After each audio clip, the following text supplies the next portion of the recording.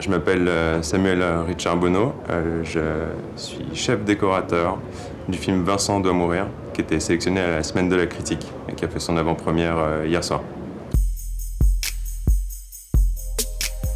Je suis arrivé sur ce film parce que c'est une coproduction belge et c'est la productrice belge, Cassandre Warnots, qui travaille pour Gapbuster, qui a fait notamment Grave et Titane, qui m'a contacté parce qu'elle avait pressenti que c'est un film qui m'irait. Une certaine appétence pour le cinéma de genre, en tout cas un cinéma qui veut développer des esthétiques particulières qui demanderont du travail. Après, je pense que tous les genres sont intéressants, le cinéma naturaliste m'intéresse aussi, mais ça c'est un exercice que je trouve vraiment... qui me procure du plaisir en tout cas. Oui, bien sûr, partout.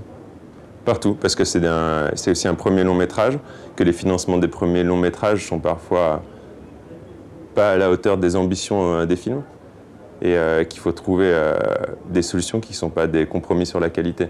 Et du coup, évidemment, à beaucoup d'endroits, il a fallu trouver des solutions. On a un décor qui est la maison de campagne, c'est-à-dire c'est la maison du père de Vincent. Et qui pour moi est un des décors les plus réussis, mais qui est celui où j'ai fait le moins de travail en réalité. Et qui a des papiers peints d'époque, 1920, qui était incroyable, qu'on a visité un peu par hasard, qu'on a trouvé très vite, et qu'on ne pouvait pas ne pas avoir. Il y a beaucoup de choses qui étaient des pages un peu vierges, c'est-à-dire qu'on a refait tous les décors absolument. Par exemple, les bureaux au début. C'est entièrement de la... On n'est pas en studio, mais c'était des pages blanches et des bureaux de coworking. Donc il n'y a rien, on a dû tout refaire dedans. Et par exemple, pour ce genre d'endroit, on a vraiment aussi travaillé avec des partenariats, avec des gens qui ont vraiment joué le jeu. Le bateau, par exemple, l'habitat de Margot, c'est un bateau. Là, c'est du studio, les intérieurs sont en studio. J'ai racheté un deuxième voilier, qui est l'identique de l'extérieur, qu'on a découpé en studio pour pouvoir avoir les prises de vue qu'on voulait. Parce qu'évidemment, dans un bateau aussi petit, on ne peut pas avoir les prises de vue que l'on désire. Je pense que l'envie principale, c'est un film qui est très référencé sur du cinéma de genre, mais après c'est un film qui est très singulier et qui lui ressemble en fait à ce réalisateur. Du coup, c'était une recherche d'intégrité, de ne pas perdre le fil de son film.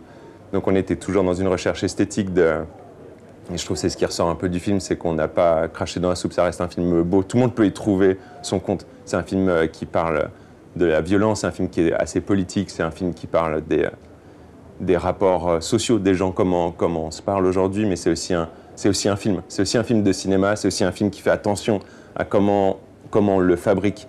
C'est-à-dire dans le sens esthétique, pour le résultat final, mais aussi dans nos relations entre nous, comment on fabrique un film. C'est un chef opérateur que j'admire depuis longtemps, qui fait un travail que je trouve vraiment fantastique. Et on se connaît en fait, on a des amis en commun et c'est pas la première fois qu'on se côtoie. Et c'est quelqu'un qui fait énormément confiance. Mais ça a été un peu le mantra de ce film. Tout le monde s'est beaucoup fait confiance. Et donc toutes les propositions étaient toujours enrichies les uns par rapport aux autres. Et tout le monde dans une mesure intéressante et sensible, à toujours collaborer les uns avec les autres. Et donc avec le chef opérateur, on a évidemment parlé de tout, donc ces questions de bateau, les questions de couleur, parce que la couleur est très présente dans le film. On a essayé de faire un film coloré, intéressant esthétiquement, et donc que ça soit lui dans ses choix d'optique, de lumière, moi dans mes choix de couleur dans ce film, tout a été toujours dans la collaboration. On avait beaucoup de références, même dans les anciens films de genre, des Carpenter, etc. C'était super important et aussi, on les dépasse assez vite en fait, nos références en se racontant, parce que c'est un processus, on commence à faire cette prépa 5-6 mois avant le film et on se fait un peu transporter par le scénario qui finit par nous habiter et donc par le nombre de propositions qu'on fait. Petit à petit, ce sont des références qui s'affirment, mais aussi qui s'émancipent des premières références pour que le film est en train de naître à ce moment-là, où on est en train de trouver l'esthétique qu'on va mettre en place dans chaque décor, et finalement qu'ils deviennent tous très cohérents les uns par rapport aux autres. ce que je trouve brillant moi, dans ce film, c'est l'interprétation de Karim Leclou, qui est très très naturel. C'est qu'il est premier degré, c'est un cristal pur dans ce film. On fait un film qui, je trouve, est assez léché et travaillé.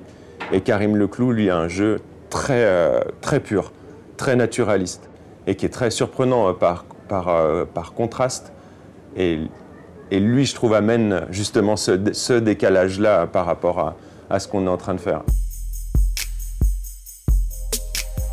On s'est dit qu'on avait 2 mois pour faire les repérages, et puis il subsiste toujours des décors qu'on n'arrive pas à trouver. Donc au final, des repérages qui devaient durer 2 mois, 3 mois, ont duré jusqu'au début du tournage, donc ça a duré 4-5 mois. Ça a été assez difficile à trouver parce qu'il y a beaucoup en fait, d'endroits qui sont aussi très atypiques, très typiques de Lyon, mais très atypiques par rapport à la personnalité du personnage de Vincent, qui est quand même quelqu'un qu'on voudrait être assez normal, pas méchant, pas gentil, quelqu'un de simplement normal. Et du coup, c'était de trouver le juste milieu là-dedans. Et à Lyon, il y a vraiment, sur toutes les pentes de la Croix-Rousse, il y a beaucoup d'appartements, mais avec énormément d'éléments d'époque, avec plein de particularités. Il y a les jalousies qui ornent les fenêtres, il y a beaucoup de stores extérieurs, il y a beaucoup de pierres, il y a beaucoup de bois. Et donc ça a été vraiment de jauger, et puis de recréer une identité de Vincent qui remet une couche en fait, sur ce décor-là pour l'absorber et pas tomber dans un décor attendu et un peu folklorique. J'aurais vraiment envie de dire que c'est une expérience exemplaire du début jusqu'à la fin, en termes de fabrication de film, qui est vraiment quelque chose auquel j'accorde beaucoup de valeur, pas seulement éthique, mais aussi parce que ça transpire sur le film que l'on fabrique. Et ce film a été fait vraiment collaborativement, de la plus belle des manières, c'est-à-dire en n'évitant pas les problèmes. On a eu beaucoup de problèmes, mais un film, c'est des problèmes, et une équipe, leur métier, c'est de les résoudre. Et ça a toujours été fait extrêmement bien. Et c'est très excitant. Et ce film, il y a beaucoup d'excitation dedans, et ça se sent. C'est très drôle, c'est très violent, mais c'est très excitant aussi. Et c'était un état de travail vraiment méticuleux, mais on a tous pris beaucoup de plaisir. Et on était très contents de faire ce film.